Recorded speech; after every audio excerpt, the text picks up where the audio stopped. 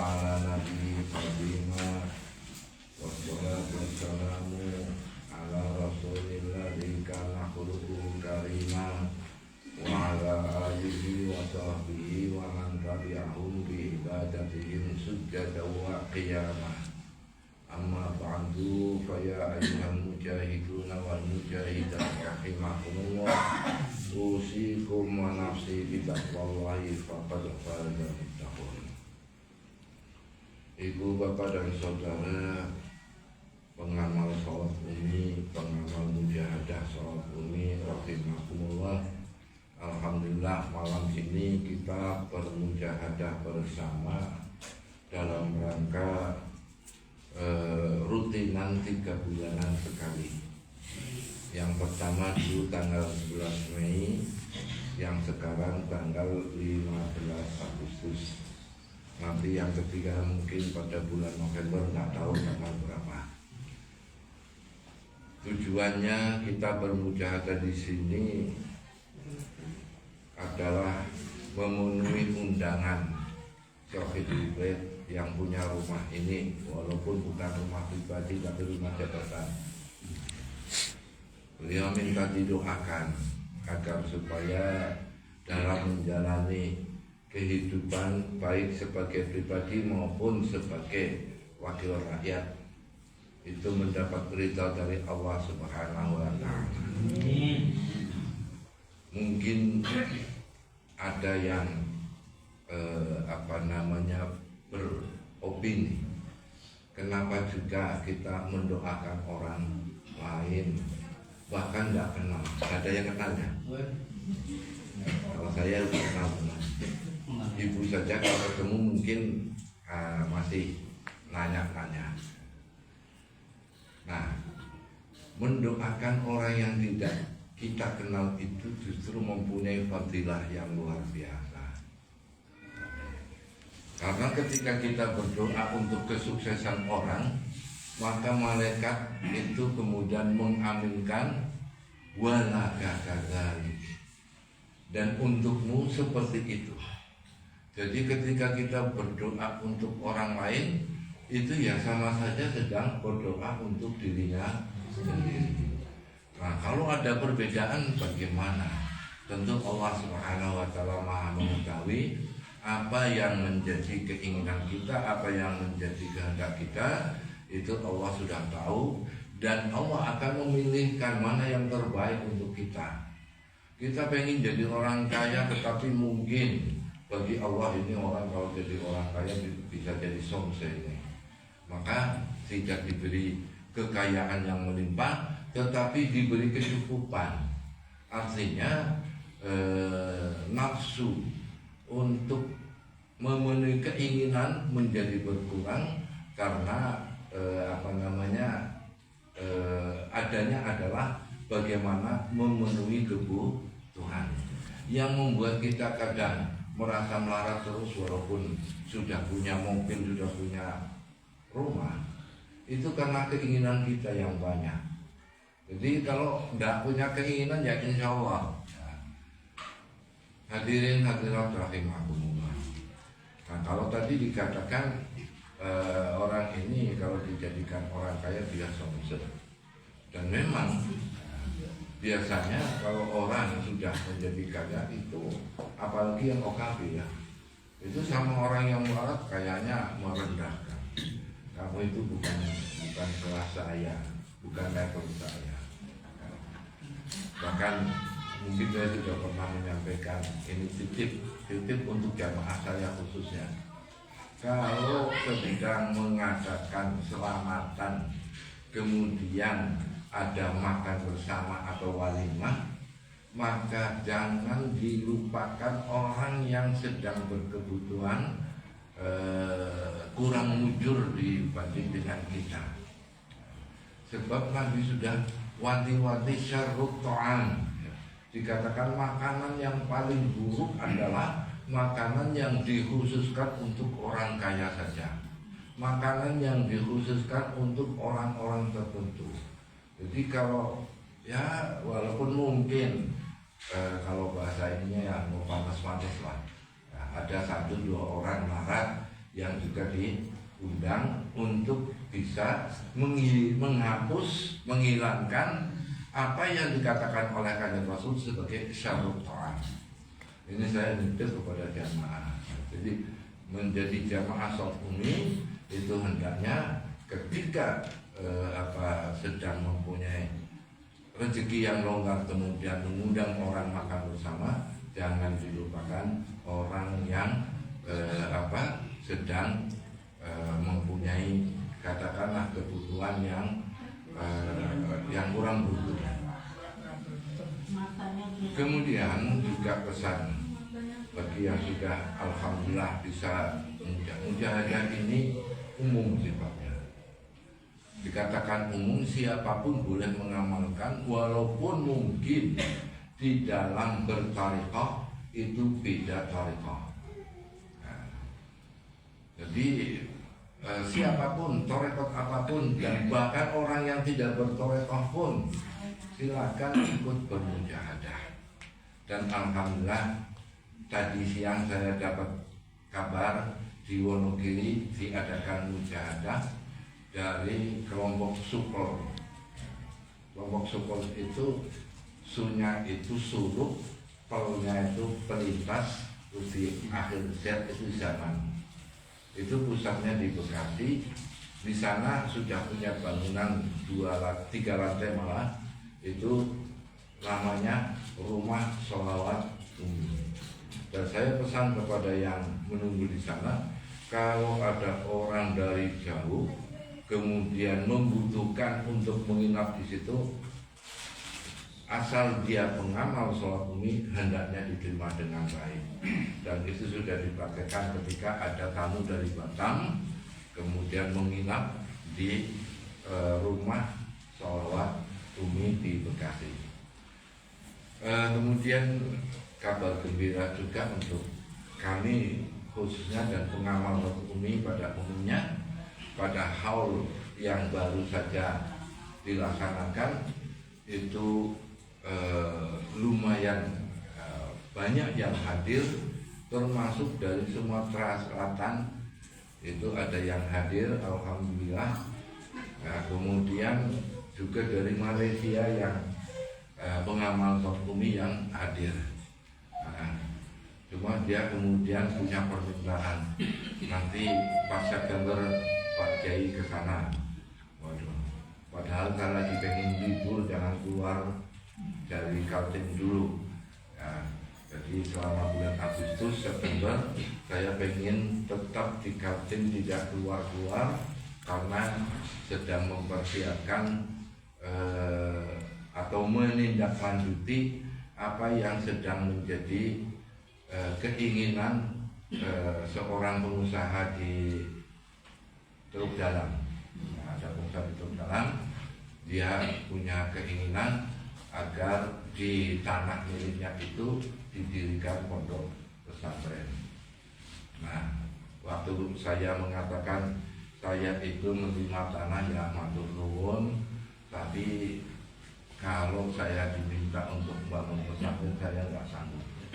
Harga bangunan bisa lebih tinggi daripada harga tanah.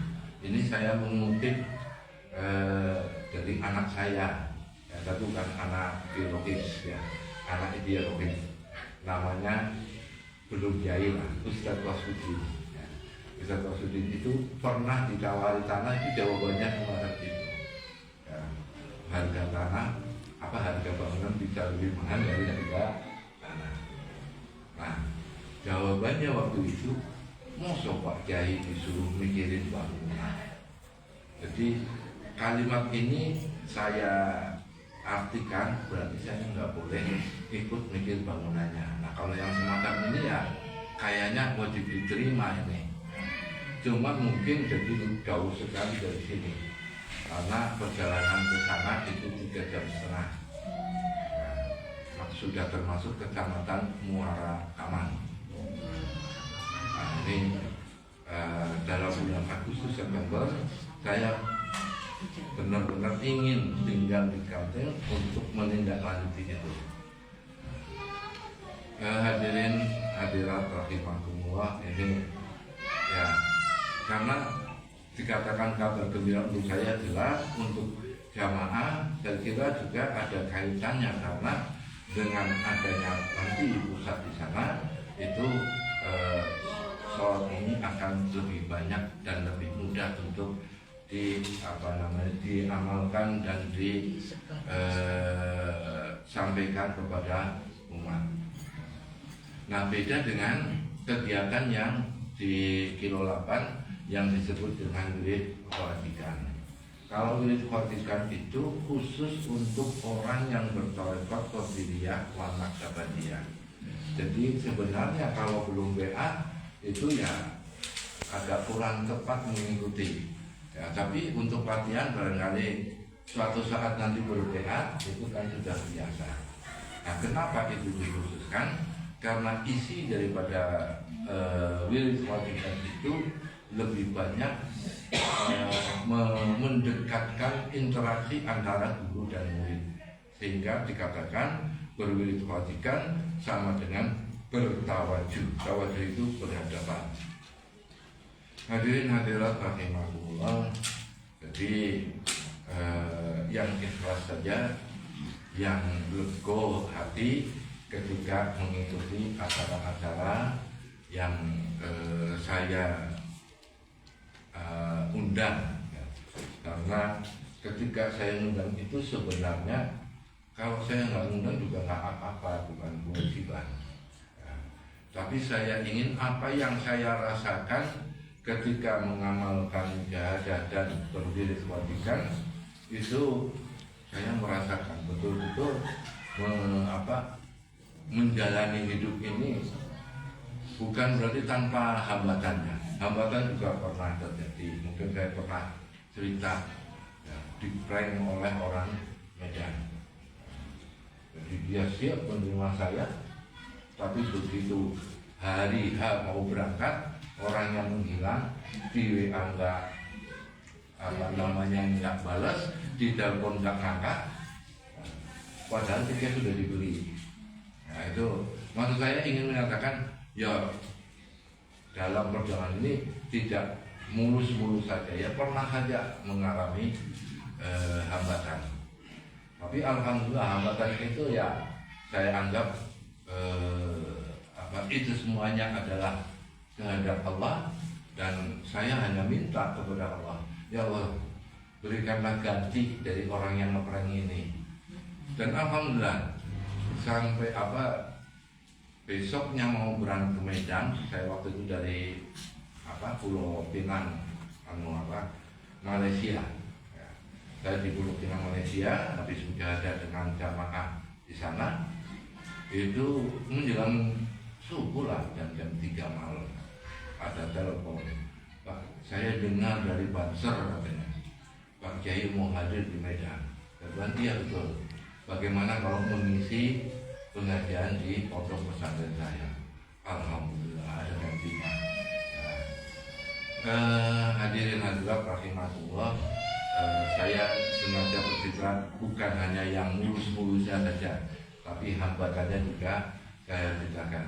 Yang termasuk ke Pontianak kemarin itu juga boleh dikatakan hasilnya kurang memuaskan, karena hanya bisa bersilaturahim secara pribadi. Tapi alhamdulillah mereka sekarang WA terus minta brosur ini. Jadi walaupun tidak berbentuk pengajian, tapi ya berarti ada hasilnya, cuma tidak seperti yang dibayangkan, di bawah ekspektasi gitu ya.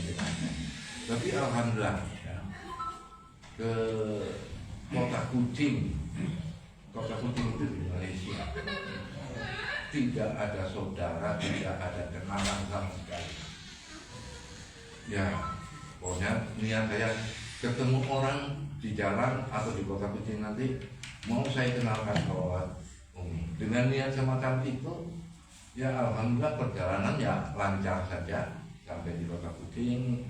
Dan ya ada orang yang bisa berkenalan, tapi belum tahu masih mau mengamalkan roh ini atau tidak. Jadi saya berbagi cerita bahwa mengamalkan sholat ini itu ada jaminan dari Kanjeng Nabi Shallallahu Alaihi Wasallam untuk mendapatkan bimbingan dan kemudahan di dalam menjalani kehidupan ini, apapun profesinya. Kalau jadi anggota DPR yang mudah-mudahan jadi anggota DPR yang selamat, nggak kena KPK. Yang jadi pedagang yang menjadi pedagang yang selamat, nggak sampai kena kerugian besar dan seterusnya, termasuk yang pegawai negeri mudah-mudahan tidak ada yang iri dan seterusnya. Demikian, mudah-mudahan yang sedikit ini bermanfaat untuk kita semua. Dan kalau ada undangan, tolong, insya Allah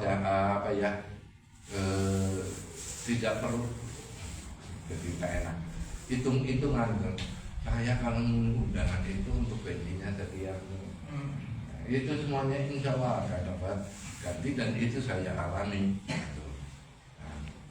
Yang lebih dalamnya ini lagi, saya yang masih bingung untuk ditanya sama cucu saya yang sudah mulai besar kan, yang itu